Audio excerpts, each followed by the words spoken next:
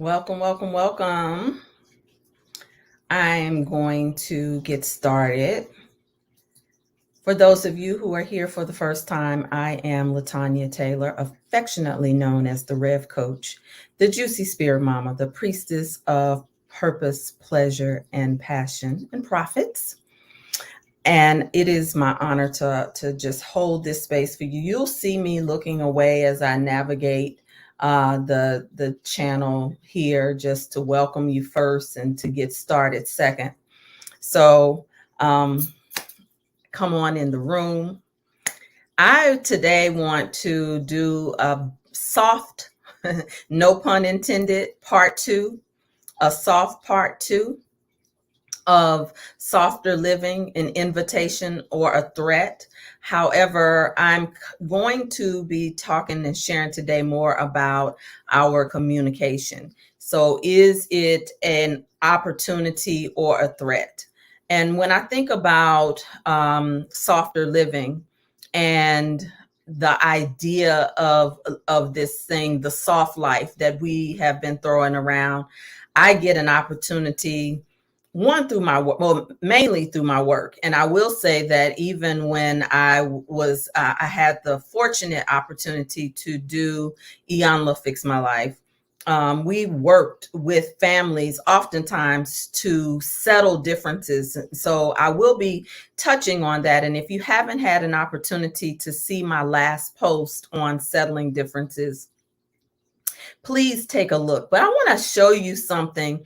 And this, I'm not sure if I can get both things in. I really wanted to show you something each week from a womanist.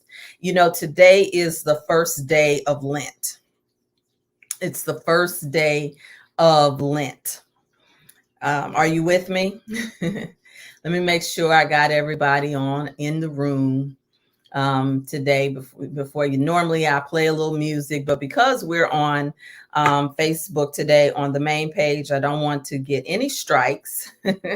And I want to make sure that a little bit of this can stay up. Hey, good afternoon. Thank you for saying hello.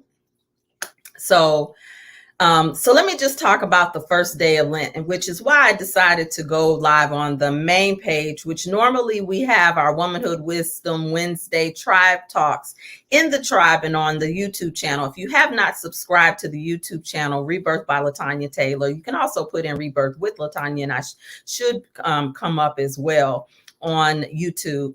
You should be able to find me there as well. But listen, we do these tribe talks, and we always do a segment for the public, and then we'll do a segment that's just for us, because some conversations need to be held in sacred containers.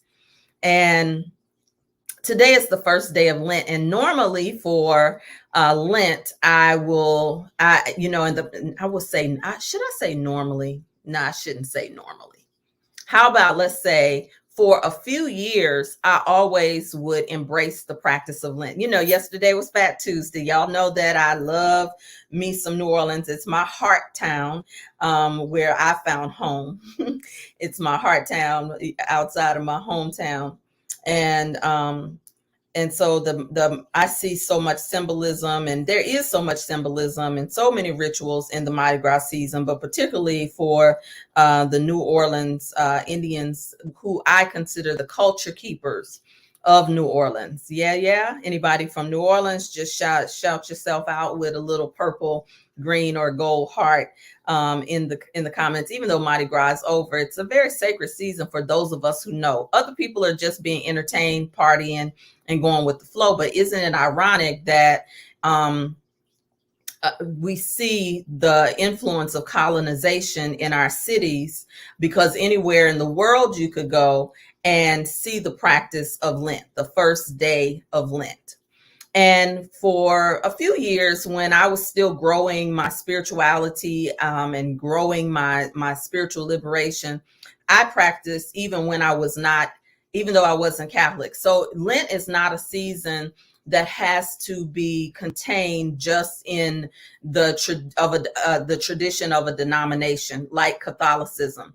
Lent is something that a lot of people embrace, to take 40 days to represent their own resurrection towards Lent. And that's a non-religious way to approach it. So I would always practice Lent in a still with a little traditional influence by having a reading or a meditation. And my Facebook memories certainly remind me of this, because you all may have still been following me at the time when I do recommend this resource for those of you who are not in formalized church, or you're unchurched, or you're in transition to becoming less religious, more spiritual, and more open. Check out Keep a True Lent. It's a great guide to do a meditation or every day or whatever. But over time, the language was a bit of a challenge to me, because some of the language was still a reflection of the religious mindset. And so even though I am a spiritual translator, I no longer wanted to deposit those heavy religious terms and concepts that were attached to some historical references, even with some of the quote unquote New Age fathers. And when I started to really understand who they were and some of the roles that they played, I moved away from that. And especially as I moved into the feminine practices, I recognize that we tend to always do something like take something out fast. And I noticed a pattern of people oftentimes feeling defeated by the spirit of deprivation. And so as I started to explore my feminine and look at pleasure, we oftentimes moved into having the Juicy You 30 days, where we would do a special edition for Lent. I didn't do it this year because the whole Juicy suite of programs is being remixed to be delivered to you only the way the rebirth can happen for all of the programs that I represent, but particularly for the signature program of Juicy. And so when Juicy comes up this time, it's going to have even more fabulosity in it, and you can use it at any time. But nevertheless, we began doing the Juicy You for 40 days, and it would usher people right into their own personal resurrection during this season. This is such a beautiful season. I don't know about you, but do you feel yourself coming alive during this season? I've been walking outside, and that just does my soul so well. Even when I work out inside, I don't even feel the results, but my walks have been so meditative. I love this time frame in the year down south. When I was living in DC, not so much, because it would still be cold all the way up to Easter. Even Easter Sunday, I can remember, would be cold and rainy. Anybody else can relate to that? So this season is so sweet down south and on islands, because even when I lived abroad, this time period all the way into the first day of summer was just such a sweetness. And I'm a bit of a spring baby. So, hey, what can I say? So, and everybody can't fast, right? Everybody is not supposed to fast. And I've learned that over the years, depending on what's going on with your blood, your hormones. Some of us will do better by adding nutrients in versus taking things out. And that's what we did in Juicy. We would look at how we can add certain things. So the first day of Lent, though, does usher us into a transformation season, a transforming season, if you intended to be so. So I thought I'd go live on this page, on the front page, say, tag a sister, say hello if you're in the comments just looking at me. Act like you came into somebody's house. And it down south, we don't enter into houses, into anybody's space, and don't say hello. How you doing, baby? Come on in the room and say hello when you walk in somebody's house, girl or guy. We welcome the brothers into this conversation. So I want to show you something as we talk about communication. I've been doing some sessions quietly as I started talking about and jumped right in which has represented mediation, conflict management between families, mothers and daughters, friends, and even business partners. And it's not a new thing that I've done, and I only realized that recently. I was being prepared, and check out my last post where I talk about this. I was being prepared through trial by fire. When I came to DC, I was working in the nonprofit sector, and then later on in the mayor's office, and also for the school board administration. And so my most favorite area of work was partnerships and development. And so I did a lot of coordination between departments, conversations between departments and the community or nonprofits. And sometimes in that, there would be conflict, difference of opinion. Sometimes it would influence whether funds would be released into that particular community. And depending on how oppositional the community was with the particular executive leadership, it could sometimes prevent, delay, slow down the administration of funds for at-risk youth, people who were living in poverty, or some type of improvement that was needed. Now that'll preach, that'll teach. That's a note, because sometimes our communication can slow down the delivery, the arrival of something that we desire that is bigger than us. So I learned in DC about holding a vision for two parties who were in opposition to one another for the moment, and find ways to get people on those same pages. So I was reminded of that, and also reminded, like, I'm not name dropping when I'm doing this, but I'm honored, first of all, that Spirit allows me to do the work that I've done over the years, and work that prepared me to even go and work on a show with the Reverend Dr. Iyanla Vanzant. I'm not name dropping, but I get to choose to celebrate myself publicly, because oftentimes I don't, and celebrate the work, the good, as the scripture says, the good work that has been done in you shall be completed to the day of Christ consciousness. Christ consciousness is the oneness. And so on that note of talking about oneness and this softer living, is it an invitation or a threat? I want you all to see something as a segue, more to focus on this invitation or threat to a deeper, higher level of communication in our families, in our communities, that affect our coins, or can affect our coins. Because sometimes when we hear the word soft, we can easily equate it to mean weak, and that's not so. But there is a conversation that's happening in the culture right now that is generational. So I want to take a moment and share something with you. You may or may not agree, and I will tell you, as I prepare to share this, I would not have ever thought that I would have chosen well, let me deal with the non-controversial piece. I just want you to see a segment, just in case you haven't seen this. Just want you to see a segment. Then I'll go to a little bit of a controversial piece. Check this out. Hopefully you can see it. The question is, who's been the therapy that actually hid it from your friends and family? Let me hear from you. So we lost our son. He was stillborn, and I was raised to be strong, and what happens in my house stays in my house.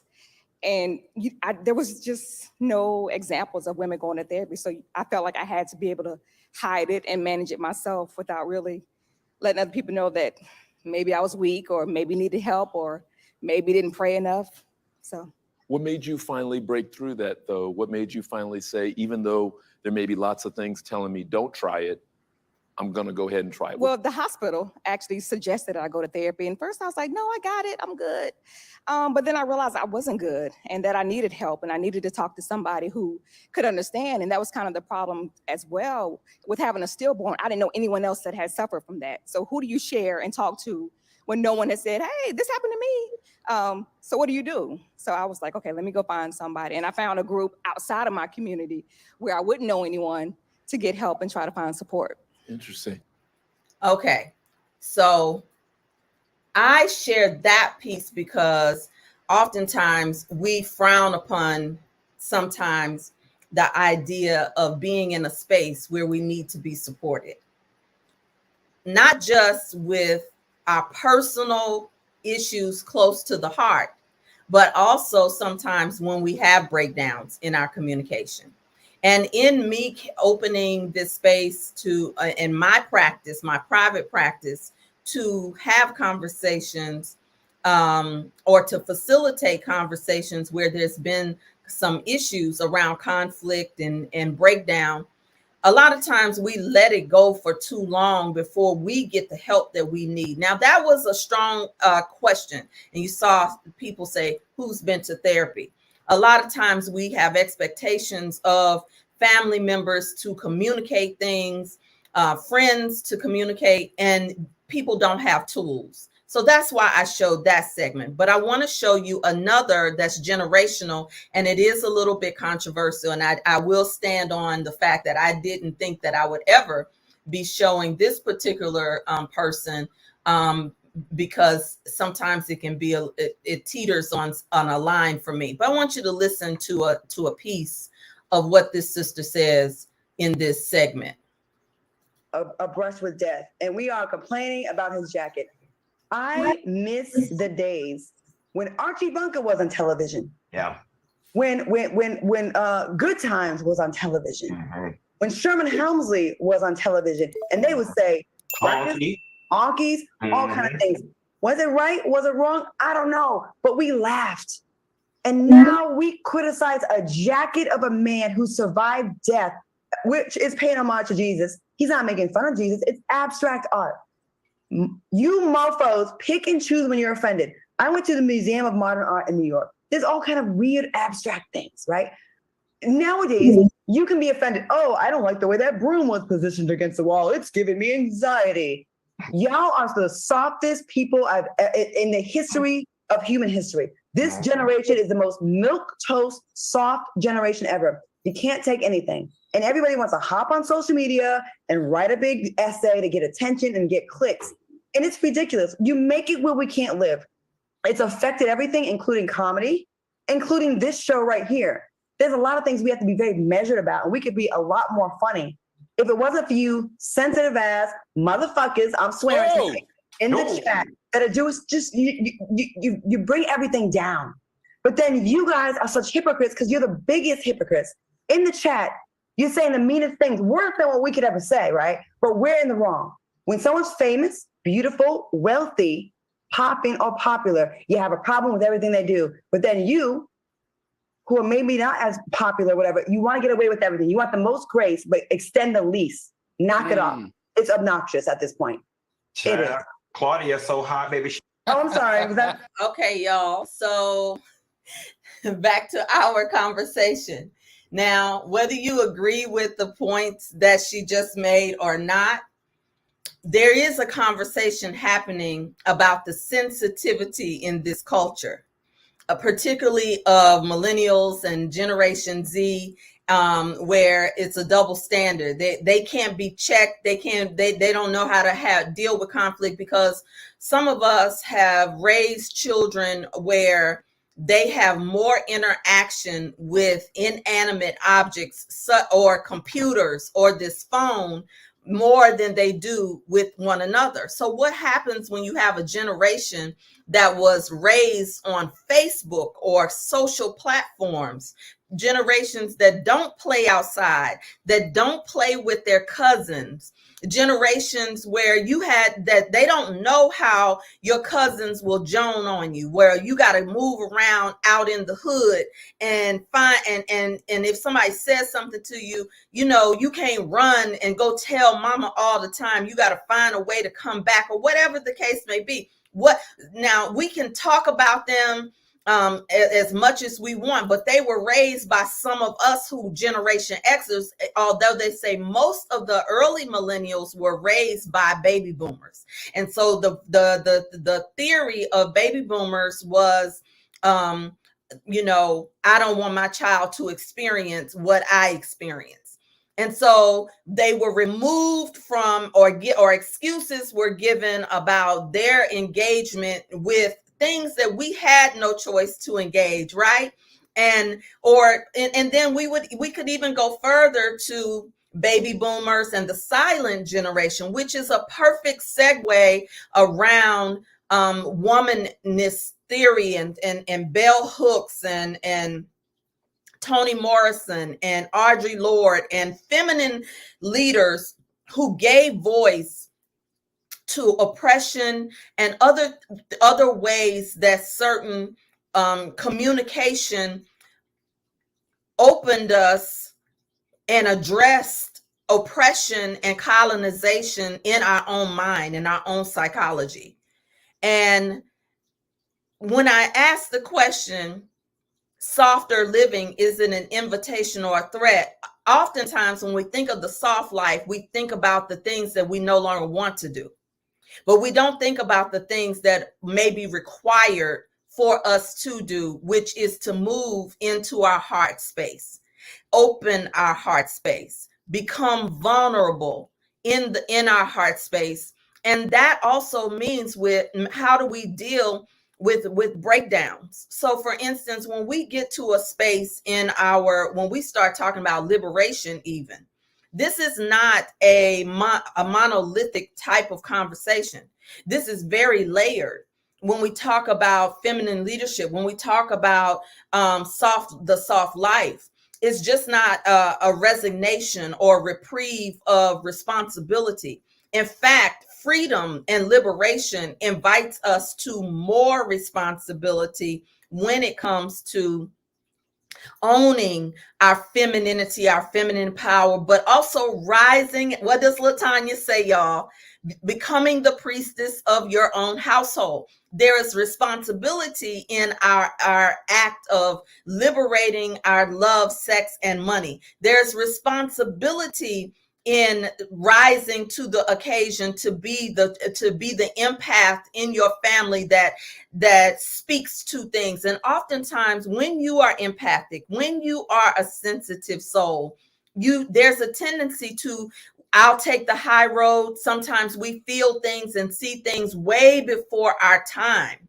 And then when you speak to it, you feel like the weirdo, the outlier, the outcast. And so when it comes to our feminine, some of us have been so hardened by the judgment, the attack that has come for your spiritual gifts. And I would dare say that being an embodiment of the feminine is a spiritual gift, because no matter how sexy we talk about being and how well we dress and how well we even achieve, the feminine or a feminine woman is often thought of as weak.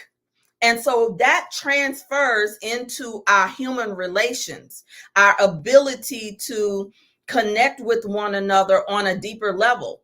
It even affects sometimes how people are still raising their children. You see Claudia Jordan address a generation that she says so soft, so weak.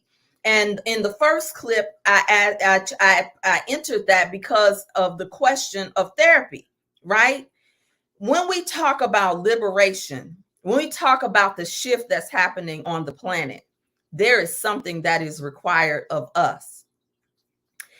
We can't talk about reparations, right? We can't talk about grind culture. We can't talk about being kept and taken care of without addressing where we are now, because we aren't absolved from what has been created in us. The scripture says, create in me a clean heart, renew in me a right spirit.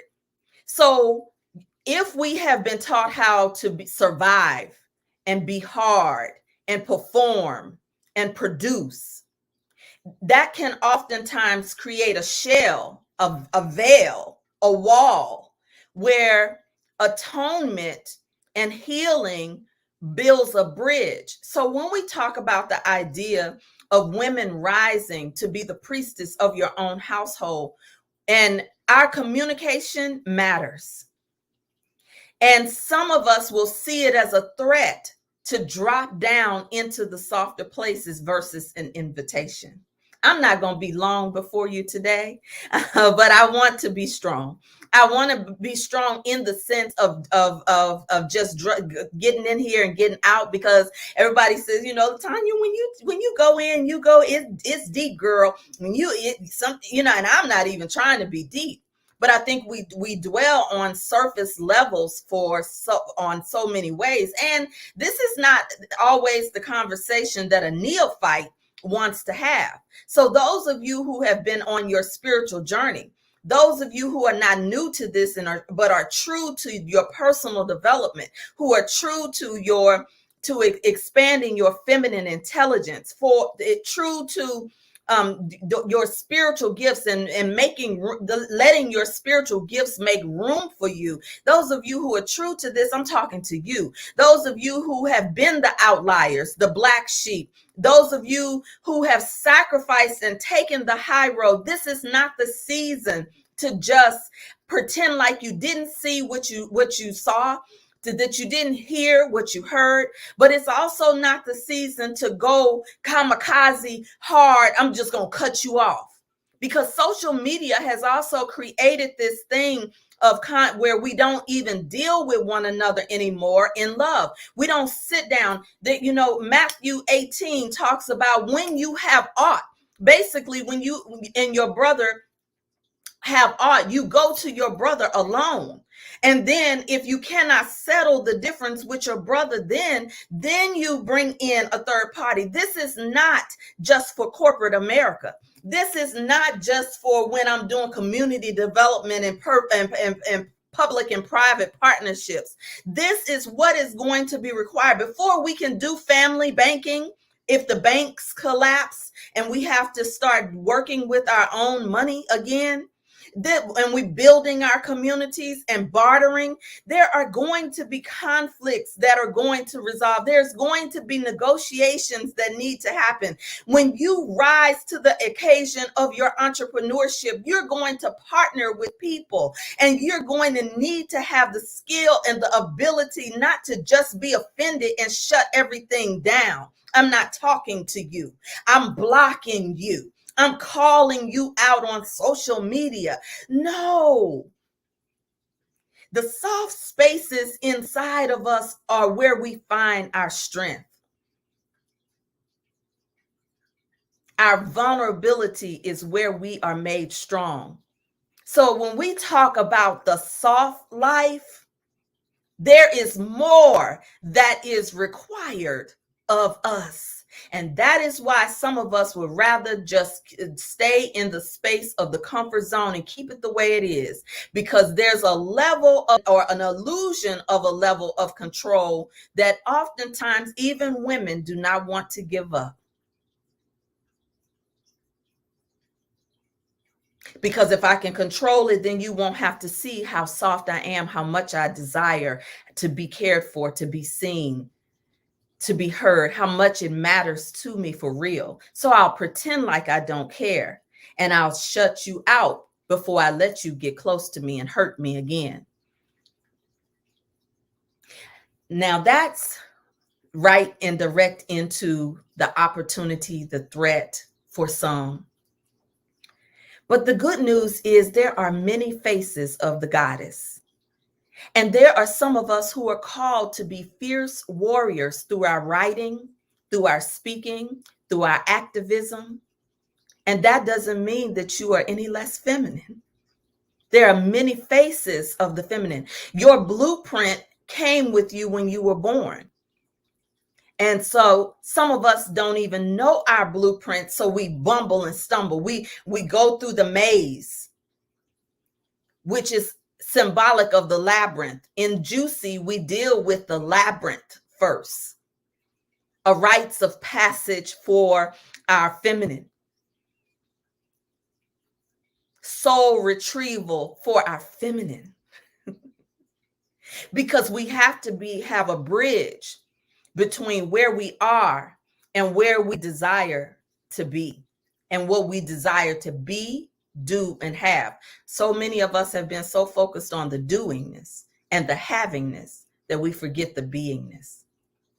And in the soft life, the beingness always leads us into the doing and the having. And so I want to invite you again to the Queen's piece, because there are certain conversations on this main page I'm not going to have for the work of this feminine. It's too divine. You're too sacred. It's too sensitive. And everything is not for everybody, because everybody does not want, particularly melanated women, to tap into the holy grail of themselves. You are the holy grail. You are the secret that the religions have written about in code. And it's important for you to decode yourself, decode your blueprint, your archetype. You came here under a certain archetype, and you communicate through an archetype. And don't you think it would be helpful if you know your own archetype, so that your friends, you can inform your lovers, your friends, your family members, that when you raise your children, you can study yours and in communion with theirs and cooperation with others in the world, so that you can stop apologizing for who you are and rise in your anointing as a feminine leader, even if your leadership is just for your tribe, your community, your household, because the each one teach one it starts at home and then it spreads abroad. Oh yeah, this is the first day of Lent. This is the season. This is the season that monks chant from, and they're not Christian. This is the season where they talk about Jesus going into the garden. And he didn't go and just deal with his divinity. They say the devil met him there. That's the shadow self. Do you know the shadow of your own archetype, or do you run from your own shadow? Bob Marley says, you're running and you're running and you're running away. You're running and you're running, but you can't run away from yourself. And those of you who are called to be the feminine leaders, those of you who are empaths, those of you who are gifted, those of you who are creatives, those of you who are the chosen ones in your family, you can't keep running and you're running and you're running away. You're running and you're running, but you can't run away from yourself. This is the season. Not just this season, but the 2023 season, the season of March that we're going into. And so I'm going to be doing a special Lenten virtual workshop for feminine leaders and archetypes, for you to know your archetypes. And in the mastermind, we're going to be dealing with communication and your coins, your communication and your coins, because you could be blocking your own coinage, honey. So I love you, and there's nothing you can do about it. Even though we go into the deep spaces, into the deep water, I promise you, you can swim. You can play on the beach for only so long, because the waves are going to come in. This thing is juicy all year long. I don't care what name we call it. Rebirth is happening all year long with me. So let me see some of your comments. Let's check out your comments. This is a good one. I can't see your name. You said, peace and blessings. I work with kids, and I have to say this generation has a different set of challenges. We give more and don't raise our kids how we were raised. Yes, we give more, but we don't raise them the same way. Yes, I got that. This is often what privilege looks like. But are we privileged though? Or are we mimicking something that we think that we see? Anyway, kids speak on how they feel versus how we held it all in. You're hitting home. Knock it out the park, Queen. Thank you, love. Thank you so much. I'm going to grab this one. That was my favorite saying when I raised my kids. I was dead at raising my kids. Well, I don't know. Oh, you were dead set maybe on not raising the kids the way that you were. Okay. And then when I was talking about cousins and the preparation in our neighborhoods, Laquita says we stuck together, right? Oh, I like this transparency here where Sister says, so Chantel says, it's difficult to be open and transparent when it comes to your personal info. Well, I want to teach you more about how to do that. It's necessary, actually. There are too many of us who are trying to tell children what to do, and we don't share with them what our lessons are. We don't share with them the truth. We do the same in our families, and the same oftentimes was done to us. Somebody just told me the other day, she was saying she's a little older than me, and she said, I don't talk back to my elders. You know, we didn't talk back. I said, yeah, well, I did a little bit. I talked back a little. It was a way of surviving sometimes verbal abuse. And so this and I just saw a show where there was a baby boomer grandmother raising a Gen Zer. And she was saying how her grandmother called her out her name and said all kind of things, and she was crushing the spirit of the little girl. And it wasn't until the television host said, but grandma, do you realize that you're wrong? And she said, yeah, I know I'm wrong, but I'm not gonna have her talking back. And so, but she said, grandma, you can't just say anything to me. So we go so far as to say we don't talk back to our elders, but there is a scripture, it will not come to me right now, that talks about elders have a responsibility for how they treat their children. And this shows up even in traditional religions, and this shows up in our dialogue, and it's showing up right now online, where we have so many rogue priests and self-anointed brujas and this and that have no accountability to an elder. So you see two extremes. You see the extreme on the elder side, and you see the extreme also on the other generation. That's why I always love having a bit of a generational context in some of our discussions. Thank you so much for your comments. So fasting in our communication, I hope that my opening about Lent, don't just look at food in terms of what you're taking out or adding in your sacredness. Look at transformation all around. It's a real opportunity. I love your little running emoji around running and running. So good. You said you got to watch the replay. Good. Watch the replay, share the replay. And when you get a chance, look at my last post, because the algorithm is so slow. And on that post, I attached Magic Johnson and Isaiah sitting down to settle their differences. Now, if masculine leaders and men can work out their differences without being punitive, without holding aught in their heart, and their beef lasted for many years. Then we just recently saw the clip of Scarface and Willie D. Anybody know about the Ghetto Boys in the comments? Holla if you know anything about the Ghetto Boys. That's some real Gen Xer stuff right there. Anybody know about the Ghetto Boys? Well, Willie D was offended because they invited Scarface to the Grammys. Scarface performed a Ghetto Boy song and did not even tell his friend, right? And so, but they had a man-to-man conversation publicly, and the reason they had it publicly is because it was done publicly. And so, but if men can, back in the day, if a man was upset with another man, they just fight it out, and then they go and get an ice cream together, or go and drink a soda or whatever. Now we have a generation that you say anything to, they want to kill each other. So we have to, as